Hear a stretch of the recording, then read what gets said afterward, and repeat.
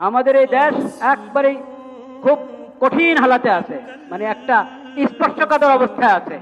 বৈষম্যের বিরুদ্ধে আমরা আন্দোলন করেছি সমতা প্রতিষ্ঠিত করার জন্য। সেজন্য আমাদেরকে সংস্কার করার প্রয়োজন হচ্ছে বিভিন্ন সেক্টরে।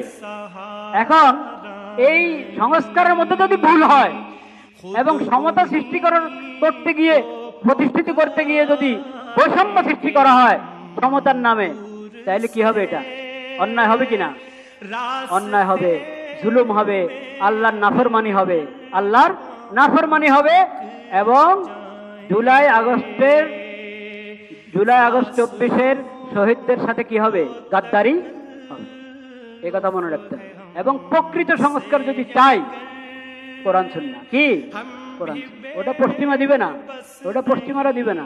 কিছুদিন আপনার কি বলে, ব্রিটেনের তালে চললাম, কিছুদিন আমেরিকার তালে চলবো, হ্যাঁ, কিছুদিন আপনার রাশিয়ার তালে চলবো।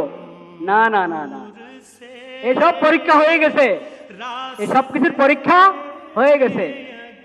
আল মুজাররাবু লা ইউজাররাব, আল মুজাররাবু লা ইউজাররাব।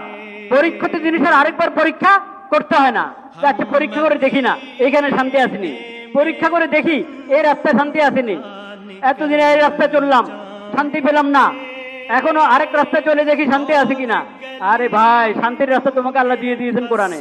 যদি তুমি মুসলিম হয়ে থাকো, আখিরাতের প্রতি বিশ্বাস হয়ে থাকো, কোরআনে আল্লাহ শান্তি দিয়ে দিয়েছেন। সেটা হলো আল্লাহর দেওয়া শরীয়ত। যে কোনো সংস্কারের আগে, যে কোনো সমতা এর নামে কোনো কিছু প্রতিষ্ঠিত করার আগে আল্লাহর রাস্তায় আপনারা জেনে নেবেন আল্লাহ কি বলেছেন, আল্লাহর রাসূল কি বলেছেন।